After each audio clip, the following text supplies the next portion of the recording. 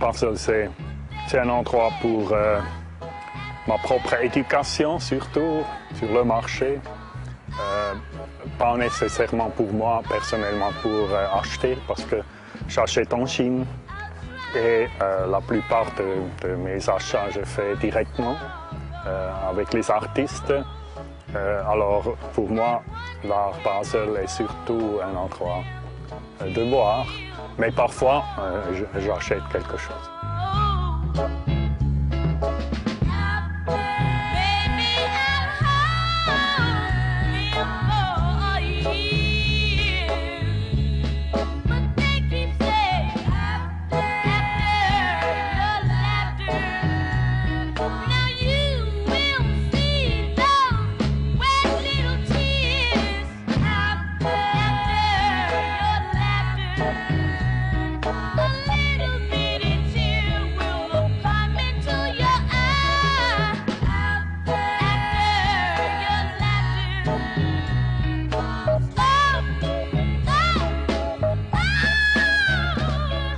Si par hasard, sur le pont des Arts, tu croises le vent. À Luzerne, au musée, c'est une autre collection prestigieuse que l'on découvre, la collection Ringier. We had the rare opportunity to make the first museum show with the collection of Ringier. That's one of the first publishing house in Switzerland, and we are very proud to house this collection. It's a famous collection, though no one really knew the entire extension of that one. So, and what we present here in a very dense installation is in fact only about 10% of this collection.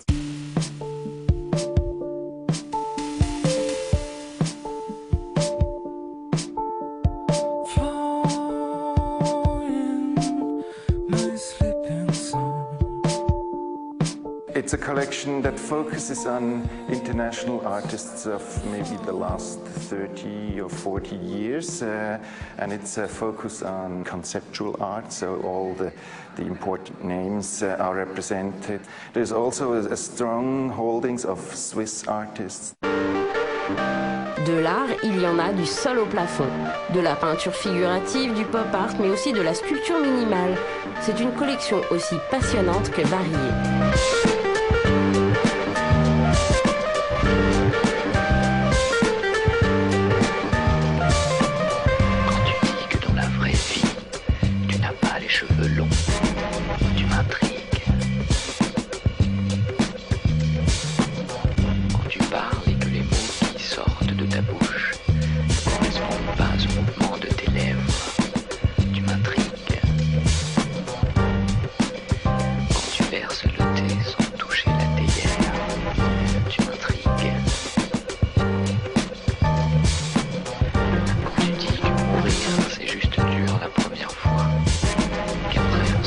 Du côté de Zurich, on a la collection Migros. This is like the first time that we show like in a big scale the collection of the Migros Museum. The collection, it's like the first time that we present like 30 years of collecting. And Migros collection, it belongs to a company which collects since the 78.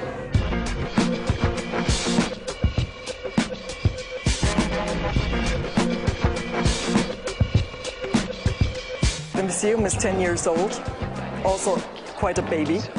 And this year you see like artworks from minimalism up to like really pop art to contemporary artists like Christophe Buchel here or like Sylvie Fleury.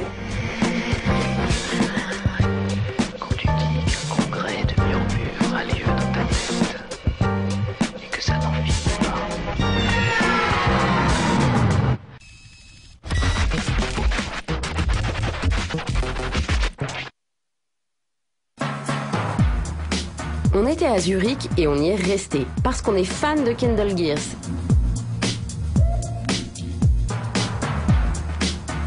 Il inaugure son exposition à la galerie Simon de Pury. Lames de rasoir géantes, Christ en néon, tesson de bouteille et dangereux labyrinthe en barbelé.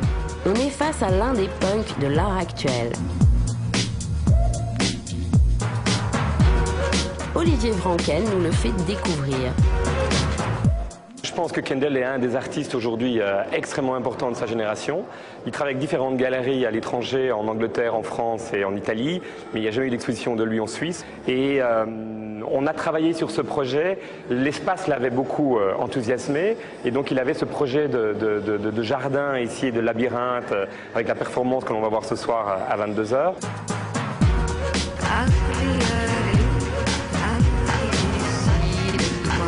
C'est un artiste originaire d'Afrique du Sud qui a lutté énormément contre l'apartheid, qui est empreint de Eros et de Thanatos. Et il y a cet antagonisme love, hate, haine, sexe, religion, mort. Et tout ça s'imbrique avec énormément de références aussi aux artistes qui l'ont beaucoup marqué au cours de cette génération. I'm inspired by a beautiful woman.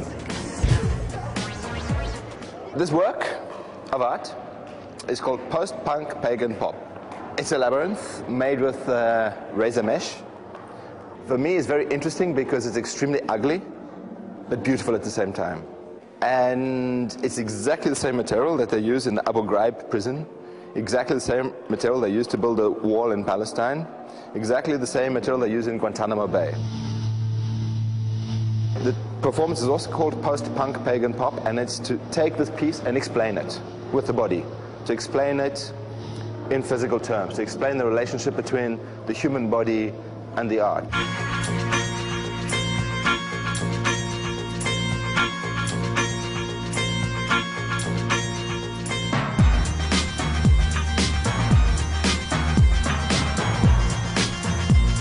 Tiens, on s'est trompé de film ou quoi? On est à Londres en compagnie d'un garde de la cour britannique. Ah mais non, on est bien à Zurich. C'est une exposition personnelle du très british Gavin Turk. Du coup, c'est un peu d'Angleterre transposée en Suisse.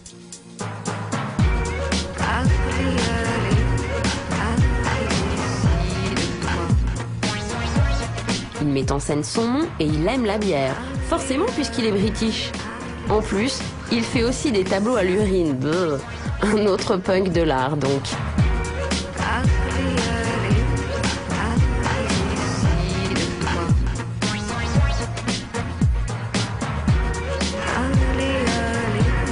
Et à côté, c'est le jeune artiste suisse Stefan Berger qui présente sa première exposition personnelle au pays.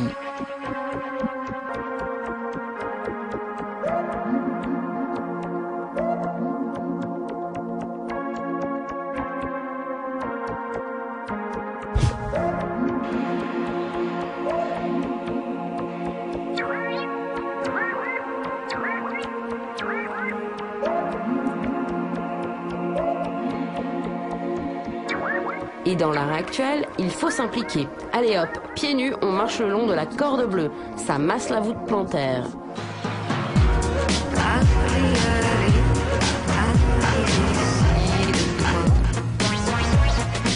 Toute l'exposition est sur le même ton, surprenante, régénérante et interactive.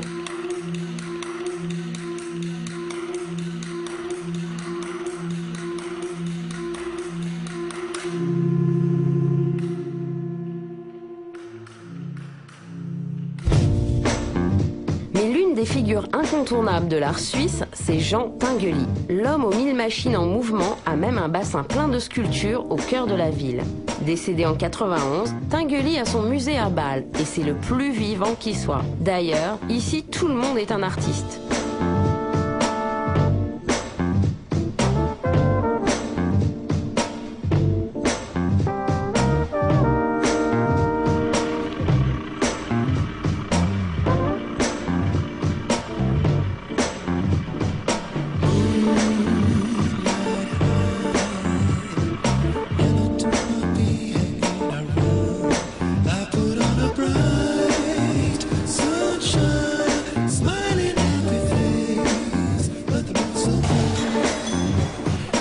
C'est l'idée de Gesamtkunstwerk. Alors, c'est l'idée que c'est pas seulement l'art statique, mais c'est l'art avec le mouvement, l'art avec les sons, les bruits, les couleurs. est-ce que c'est toujours l'artiste qui fait une chef-d'œuvre unique ou c'est plutôt une machine dans la situation de la société industrielle, la machine qui de plus en plus prend parti aussi de l'homme.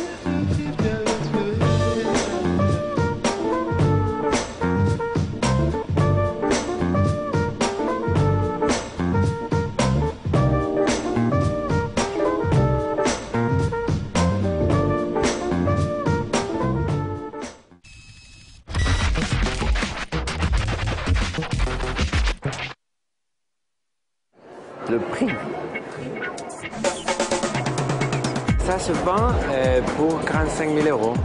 Ça coûte 550 000 $ américains. Le prix? Encore le prix? Toujours le prix? Peux-tu l'acheter? Le prix de cette sculpture-là était de 90 000 $.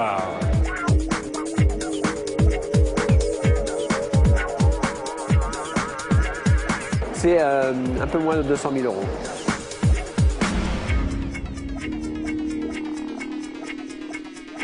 Le prix de cette voiture, c'était 130 000 euros. Le prix, je sais. C'est une pièce qui vaut 170 000 euros. C'était vendu pour 3 500 000 $. Les Jason en néon, la série complète a été vendue à une collection anglaise très importante et c'était 250 000 euros. Les dessins, c'est beaucoup plus raisonnable. Un petit dessin, c'est 5 000 euros. Un grand dessin de 4 feuilles, c'est 20 000 euros. Et les idoles, c'est 20 000 euros également.